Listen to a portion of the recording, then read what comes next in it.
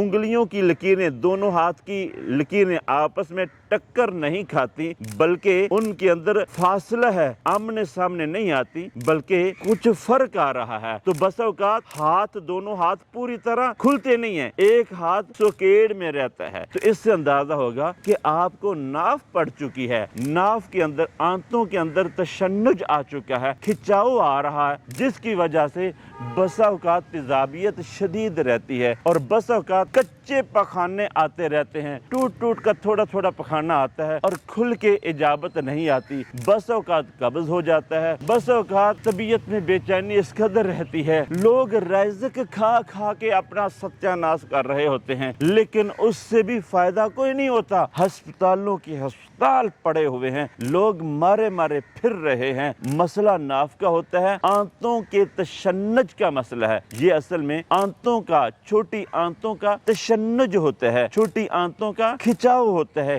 اس کھچاؤ کی وجہ سے سارا جسم متاثر ہوا۔ اس کے لیے جو ہم سب سے آسان طریقے سے تشخیص کرتے ہیں، ہم لوگوں کو بتاتے ہیں کہ جہاں سے ہتھیلیاں شروع ہوتی ہیں، ہتھیلیوں کے نیچے والے حصے کی لائنیں آمنے سامنے کر لیں، اور اگر آپ کو ناف نہیں پڑی، دونوں ہتھیلیوں کو برابر ملائیں تو دونوں ہاتھوں کی لکیریں آمنے سامنے آپ کو نظر آئیں گی۔ اگر تو یہ آمنے سامنے نظر آئیں تو سمجھ جائیے کہ ناف کا مسئلہ نہیں ہے، ناف اپنے اصل مقام پر برقرار ہے۔ اگر ہاتھ کی لکیریں، انگلیوں کی لکیریں، دونوں ہاتھ کی لکیریں آپس میں ٹکر نہیں کھاتی، بلکہ ان کے اندر فاصلہ ہے، کچھ فرق آ رہا ہے، تو بس اوقات دونوں ہاتھ پوری طرح کھلتے نہیں ہیں، ایک ہاتھ سوکیڑ میں رہتا ہے۔ تو اس سے اندازہ ہوگا کہ آپ کو ناف پڑ چکی ہے، ناف کے اندر، آنتوں کے اندر تشنج آ چکا ہے، کھچاؤ آ رہا ہے، جس کی وجہ سے بسا اوقات تیزابیت شدید رہتی ہے، اور بسا اوقات کچے پخانے آتے رہتے ہیں، ٹوٹ ٹوٹ کر تھوڑا تھوڑا پخانہ آتا ہے اور کھل کے اجابت نہیں آتی، بسا اوقات قبض ہو جاتا ہے،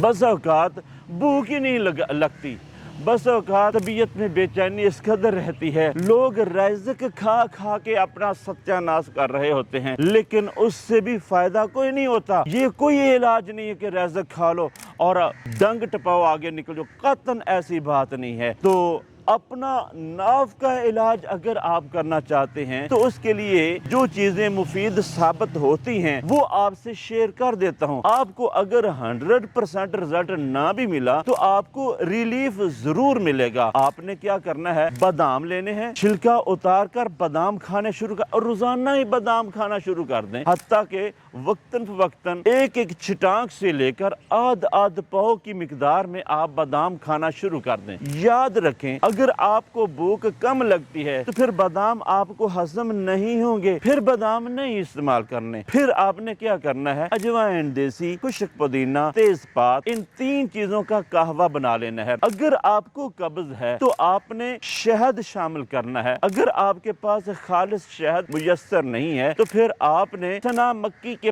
پتے شامل کرنے ہیں۔ پتوں کی مقدار آپ نے خود ہی متعین کرنی ہے کہ اتنی زیادہ مقدار نہ استعمال کرنا کہ کہیں آپ کو موشن نہ لگ جائیں، مقدار ضرورت کے مطابق۔ پہلی مرتبہ جب آپ ڈالیں گے چند پتے ڈالیں، اور اس کے بعد آپ کو اندازہ ہو جائے گا کہ نیکسٹ ٹائم آپ کو کتنے چنا مکی کے پتے چاہیے۔ تو بہرحال قبض کا علاج آپ نے خود کرنا ہے، تو یہ قہوہ آپ نے مسلسل استعمال کرنا ہے، اور لہسن، پودینہ، سبز مرچ، خشک میتھی کا سالن بنا لے تو یہ بہت اچھا ہے۔ بکرے کا سالن، بکرے کے گوشت کا سالن استعمال کریں، یہ بہت اچھا ہے۔ اگر آپ سمجھتے ہیں کہ بکرے کا گوشت، مٹن تو مہنگا ہے، تو بکرے کی اوجری وہ تو سستی بن جاتی ہے نا، آپ اوجری کا سالن بنا لیں، کلیجی کا سالن بنا لیں۔ تو بہرحال چھوٹا گوشت کسی بھی صورت میں آپ استعمال کر لیں۔ دیسی مرغ، اگر آپ کے گھر میں مرغیاں ہیں، ایک دیسی مرغ وہ ذبح کر لیں، اس کا سالن بنا کے وقتاً فوقتاً استعمال کرتے رہیں، جسم میں جان بھی آئے گی، طاقت بھی آئے گی، اور ساتھ ساتھ اجوائن دیسی، خشک پودینہ، تیز پات، تینوں چیزوں کا قہوہ مسلسل پیتے رہیں تو انشاءاللہ تعالی چند ہی دنوں کے اندر آپ کو اچھا رزلٹ مل جائے گا۔